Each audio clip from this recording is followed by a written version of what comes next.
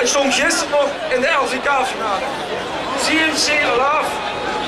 En met een nummer gisteren, met rollercoaster, poster, stond ze op het LVK. En vandaag is het bij ons Leefhaverin en Haverburen. Die is terug, Soes.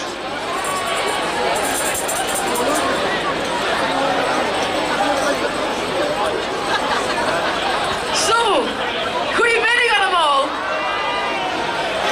Nou, dat doen we nog een keer. Kijk of er wat meer leven in de weg kan brengen.